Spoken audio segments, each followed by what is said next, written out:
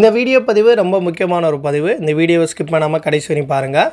நீங்கள் பார்க்குறது NEET PG Tamil. நான் உங்கள் கார்த்திக். ஸோ நம்ம சேனலில் புதுசாக பார்க்கக்கூடிய டாக்டர்ஸாக இருந்தால் சப்ஸ்கிரைப் பண்ணி ஃபாலோ பண்ணிக்கோங்க. உங்களுக்கு பெய்ட் கவுன்சிலிங் சர்வீசஸ் வேணும் அப்படின்னு நினச்சிங்கன்னா கீழே டிஸ்கிரிப்ஷனில் என்னுடைய வாட்ஸ்அப் நம்பர் கொடுத்துருக்கேன். டெக்ஸ்ட் பண்ணுங்கள். ஆல்ரெடி நிறைய டாக்டர்ஸ் லாஸ்ட்டு 3 ரவுண்ட்ஸ் என்ரோல் ஆகி சீட்டு கெட் பண்ணிட்டாங்க. நம்ம 7 வருஷமாக கவுன்சிலிங் கைடன்ஸ் சப்போர்ட் ப்ராப்பராக கொடுத்துருக்கோம். உங்களுக்கு நீட் இருந்துச்சுன்னா வாட்ஸ்அப் பண்ணுங்கள்.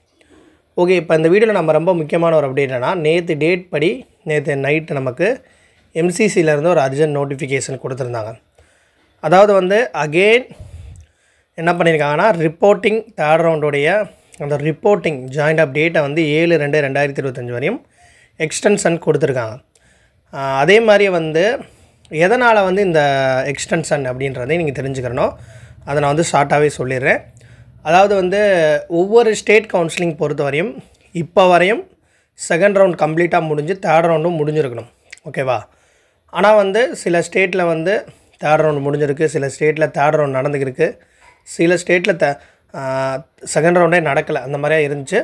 இதில் வந்து பார்த்திங்கன்னா எம்பி மத்திய பிரதேஷ் ஸ்டேட்டில் வந்து செகண்ட் ரவுண்ட் கம்ப்ளீட்டாக இன்னும் வந்து முடியாதனால அங்கே இருக்க கேண்டிடேட்ஸ் ஆல் இந்தியாலையும் இங்கேயும் சீட் இருக்கிறனால சீட் வந்து பிளாக்கிங் லெவல் வருது.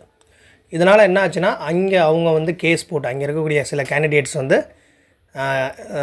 பிளாக்கிங் சீட் விழுது அப்படின்னு சொல்லிட்டு கேஸ் போட்டு சுப்ரீம் கோர்ட்டில் கேட்டிருக்காங்க.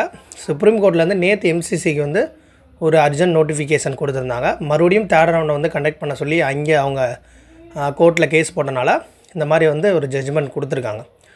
ஸோ அதுக்கு எம்சிசி என்ன பதில் சொல்ல போகிறான்னு தெரில. பட் இருந்தாலும் அதற்கான ஒரு நோட்டீஸ் நேற்று போட்டு இப்போதைக்கு ஒரு என்ன பண்ணியிருக்காங்கன்னா, ரிப்போர்ட்டிங் டேட்டை எக்ஸ்டென்ஷன் கொடுத்துருக்காங்க.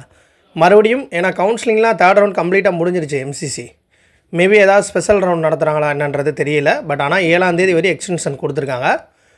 பேரலாக வந்து பார்த்திங்கன்னா நிறைய ஸ்டேட் கவுன்சிலிங்கோடைய அலாட்மெண்ட்டும் வந்துருச்சு. ஃபார் கர்நாடகாவாக இருக்கட்டும், புதுச்சேரி, சென்டாக், அது மாதிரி ஒவ்வொரு ஸ்டேட்டும். தமிழ்நாடு பார்த்திங்கன்னா சாய்ஸ் ஃபில்லிங் கம்ப்ளீட்டாக முடிஞ்சு நேற்று மறுபடியும் எக்ஸ்டென்ஷன் கொடுத்துருந்தாங்க. 2 நாள் லாக்கிங் டேட் எக்ஸ்டெண்ட் பண்ணாங்க.